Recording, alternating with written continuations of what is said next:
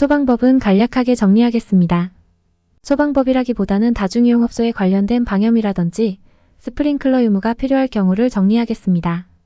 소방법상 면적의 기준은 건축물 면적을 기준으로 합니다. 업종과 면적 기준은 표로 정리하였으며 소방필증의 경우 명의자 변경이 가능합니다. 다중이용업소가 아닌 경우와 자유업종인 경우 해당 사항 없습니다. 해당 업종이 입점할 경우 해당 표를 참고하시고 개정된 사항이 있을 수 있으니 수시로 확인이 필요합니다. 다음은 부설주차장 설치 기준에 대한 내용입니다. 부설주차장에 대한 내용은 용도 변경 시 중요한 내용 중 하나입니다. 주차 대수가 부족하여 허가가 나지 않는 경우가 많기 때문에 확인이 필요합니다.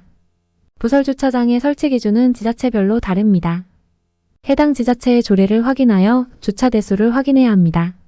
설치 기준에 의해 산정된 주차 대수의 소수점 첫째 자리가 5 이상이면 한 대로 계산하고 5 미만이면 0대로 산정합니다.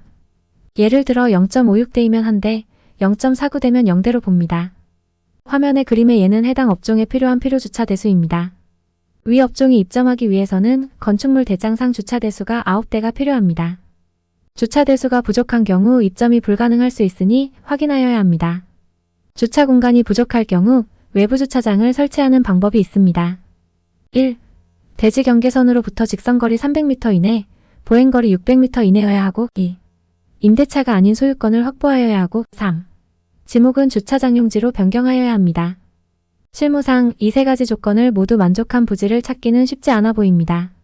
주차장이 없어도 용도 변경이 되는 경우가 있습니다.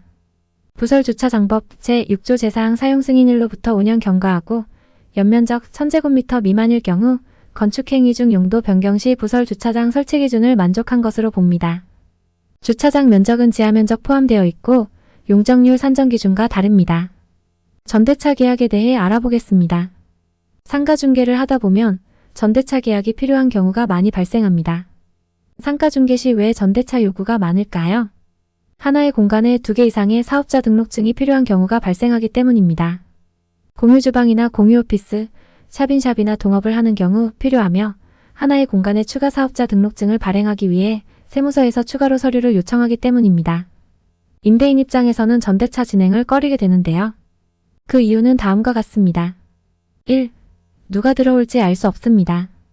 전차인으로 인해 발생하는 흡연이나 소음 문제, 주차 문제, 쓰레기 투기 문제 등으로 스트레스를 받을 수 있습니다. 전차인에 대한 책임은 전대인인 임차인이 관리해야 하는데 전대차 계약에서는 임대인은 제3자가 되어버리기 때문이죠. 2. 전대인인 임차인과 전차인 간의 분쟁이 발생할 경우가 생깁니다. 특히 보증금 반환 문제가 많습니다. 기존 임차인이 전대를 통해 자신의 보증금 회수 후 잠적하는 경우가 발생합니다. 이 경우 법리관계를 모르는 전차인의 경우 자신의 보증금을 임대인에게 요구하는 상황이 빈번하게 발생합니다. 실제 전대차에 대한 보증금을 임대인이 정확히 파악하기가 어렵습니다.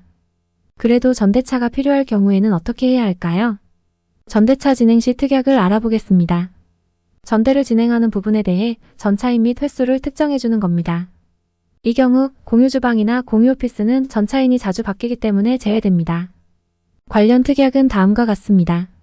1. 임대인은 임차인에게 해당 업종으로 전대하는 것에만 동의한다. 2. 임대인은 임차인이 해당 업종으로 전대하는 것에 1회 한해 동의한다. 다음은 전차인에 대한 관리 문제 및 발생 가능한 금전적 이슈를 사전에 방지하는 특약입니다. 특약의 내용은 다음과 같습니다. 1. 임차인은 전차인에 대한 관리 책임이 있으며 전차인의 행동으로 임대인에게 손해가 발생 시 모든 손해를 임차인과 전차인이 연대하여 책임지기로 한다. 2. 전차인은 임대인에게 직접 보증금을 요구하거나 보수 등을 요구할 수 없다. 3. 전차인은 임차인 퇴실 시 함께 퇴실하여야 한다. 4. 전대기간은 임대차 기간 종료 시로 하고 전대차 진행에 대한 일체의 책임은 임차인에게 있다. 마지막으로 임대차 계약을 하면서 전차인을 계약 시 참석시켜 임대인을 안심시키는 것도 좋은 방법입니다.